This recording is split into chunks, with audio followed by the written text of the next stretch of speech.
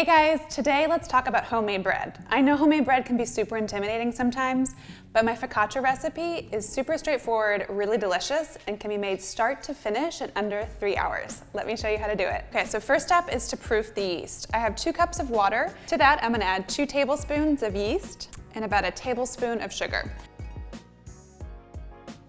The yeast eats the sugar and gets kind of all bubbly and foamy, which is what we want in our focaccia. Let's give that a stir, and then we'll wait just a couple minutes until we see bubbles start to rise and it gets nice and foamy. So while my yeast is proofing, let's add 5 cups of all-purpose flour. You could do this by hand, but using a mixer is just sometimes easier. Then we're gonna add a big pinch of salt, about 2 teaspoons. So my yeast is proofing, and you can tell that it's ready to go when there's lots of bubbles and it starts to kind of foam up. It also smells like really yeasty. It smells like beer and it smells like bread, kind of like all the great things in life.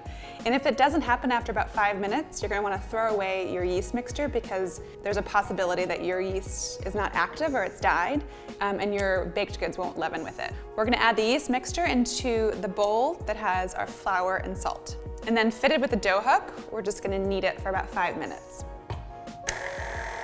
So my dough is mixing and it's looking a little sticky and wet, so I'm gonna add in another cup of flour, a 1/4 cup at a time, depending on how much we need. Everyone's flour is kind of different. Sometimes it's dry, sometimes it's a little wetter, so it just depends. It's between 5 and 6 cups of flour for this recipe. So I'm just gonna eyeball it and just add in a little at a time until it comes together. You want your dough to be tacky, not sticky. Like sticky, it'll just kind of stick to your hands. Tacky, you can touch it and it won't stick, is a good reference. Okay, so my dough has been mixing for about 2 to 3 minutes. I'm just gonna stop and check on it. I think I need to add a little more flour, but let's just see. So it's definitely still sticky, you know, it's like sticking to my hands, so we're gonna need to add in a little more flour. And you can tell that it's ready because it's pulled away from the inside of the bowl. So I'm gonna add a little bit of flour to my board, and then we're gonna put out the dough. Then add a little bit of flour right on top. And then we're just gonna knead for about 2 to 3 minutes until the dough is tacky and elastic. So one of the main reasons that I like to knead at the end by hand is that it's a lot easier to over knead the dough if you're using a stand mixer. And so by hand, it's actually really hard to over knead it. Finishing it by hand just makes it a little more foolproof. Okay, so my dough is ready, and you can tell that it's ready because it's nice and smooth and elastic. And then also when you press it with your finger, it springs back, so it's ready and kneaded. All the gluten is kneaded in there. So next, we're gonna take a large bowl, and we're gonna add some olive oil to the bottom of it. And be liberal with your olive oil in this recipe. We're gonna add the dough in, and then give it a twirl or a spin, and then move it over. So the bottom gets all the olive oil on it too. And then we're gonna set this in a warm place to rise until it's doubled. And it only takes about half an hour given how much yeast is in here. So it should take a half an hour or until the mixture is doubled. Okay, so my dough has like completely risen by double. I mean, it's like ready to be baked. That is the yeast in there, but I think there's like a monster coming out of my dough. We're just gonna punch it down and then let it rise one more time before we bake it. Okay, just punch the dough down, and those bubbles are totally normal. It's just the yeast doing its job. Okay, so I'm gonna transfer my dough, and it's totally fine that it has all that olive oil on it. That's kind of what we want. I've got a sheet pan here that I lined with parchment paper. If you don't have parchment paper, it's totally fine. Use just olive oil on the bottom. I like using parchment paper in a lot of my baked goods, mostly because it makes it easier to get out of the pan. So just with your fingers, just spread out the dough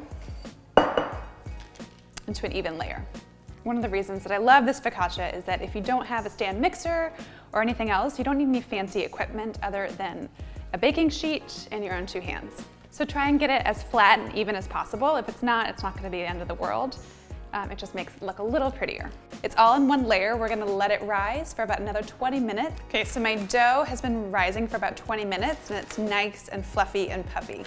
It's a technical term, puffy. So let's chop up some herbs, and then we're gonna sprinkle those on top. So today I have got rosemary and thyme. You could use other herbs, but I would tend to stick to like the woody herbs, because if you use something like basil or parsley, it would just kind of disintegrate while you bake it. So I've got some rosemary, so let's just chop that up. And you want about a tablespoon and a half. So you can just pluck off the ends. You can keep the thyme stems on there. They're totally edible and have lots of flavor too. So just roughly pull them off. Okay, so let's go ahead and top this dough. But first, this is my favorite part of the recipe. I don't know why I like it so much, but it's just kind of really fun. 2 hands, and you're gonna wanna make indentations in the dough. So just go for it. This is gonna help to kind of capture some of the olive oil that we're gonna put on it and the herbs. And it's just fun. So you don't have to have any sort of design, just poke your fingers into it. To this, we're gonna add more olive oil. Don't skip on the olive oil. I know it seems like it's a lot, but that's what makes this focaccia so delicious. So just drizzle a bit on top, and then we're gonna take those herbs and just sprinkle them right on top. And then last, but definitely not least, one of the most important steps, we're gonna put flaky sea salt onto the top. Again, just like the olive oil, be liberal with the salt. Okay, my focaccia is ready to go in the oven. I have a 400-degree oven preheated. It's gonna bake for about 25 to 30 minutes or until it's nice and golden brown. Okay, so my focaccia is done. I've let it cool slightly, but it's still warm and we're ready to eat it. It looks amazing, doesn't it? And it's super easy. So I mentioned it before, one of the reasons I like using that parchment paper is you can just lift up like this. There you go, and then you can cut it and serve it from here. Okay, so the best way to serve it is actually just to cut it into slices. Oh, you can hear that crust. Oh my God, it's gonna be so good. So I like to cut it into little squares, serve it warm, or you can serve it at room temperature.